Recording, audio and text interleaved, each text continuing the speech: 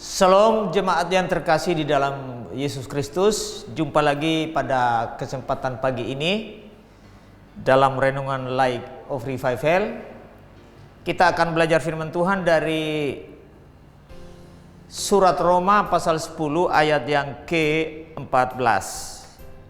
Roma pasal 10 ayat ke-14, beginilah bunyi firman Tuhan. Tetapi bagaimana mereka dapat berseru kepadanya jika mereka tidak percaya kepada Dia? Bagaimana mereka dapat percaya kepada Dia jika mereka tidak mendengar tentang Dia?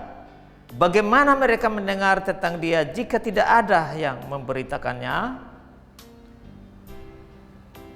Tema kecil bagi kita pagi hari ini untuk kita belajar firman Tuhan adalah hanya Injil yang dapat menyelamatkan.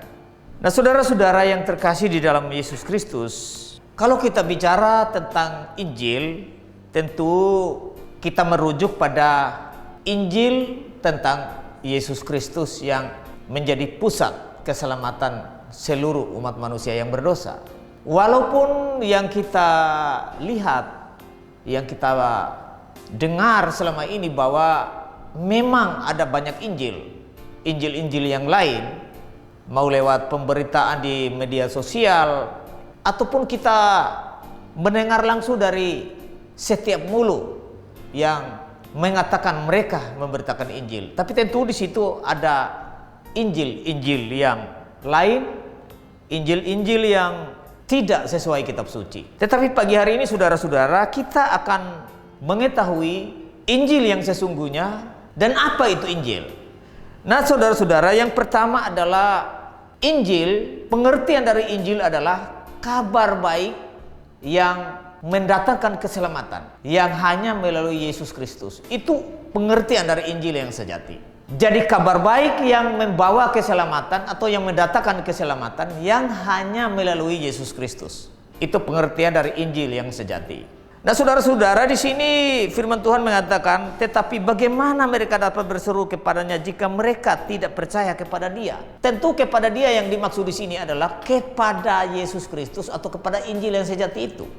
Jadi, saudara-saudara, kalau kita tidak percaya, kita tidak beriman kepada Injil itu, kepada Yesus Kristus itu, tentu tidak ada manfaat apa-apa.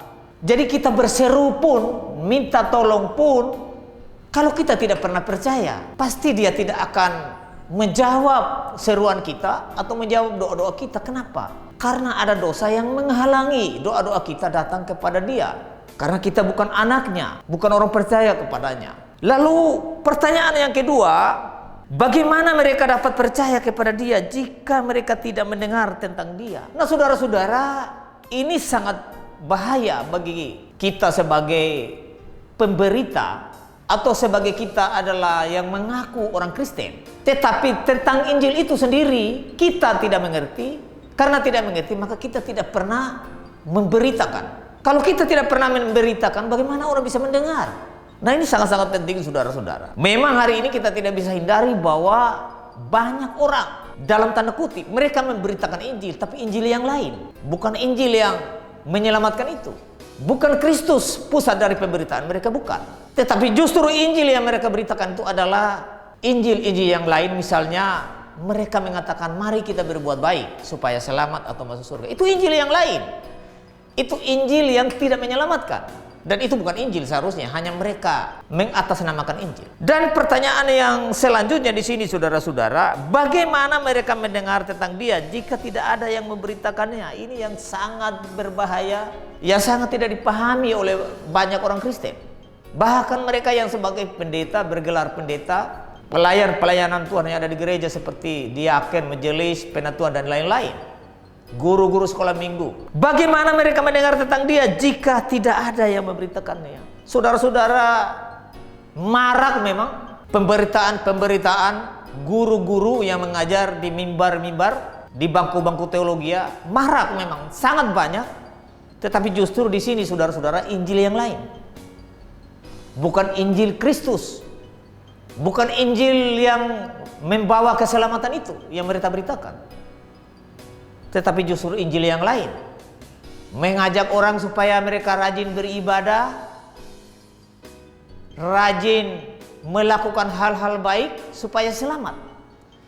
Justru dengan pengajaran-pengajaran seperti itu, pemberitaan-pemberitaan seperti itu, itulah yang membawa mereka ke neraka justru. Karena itu Injil yang berbeda, bukan Injil yang diajarkan oleh kitab suci.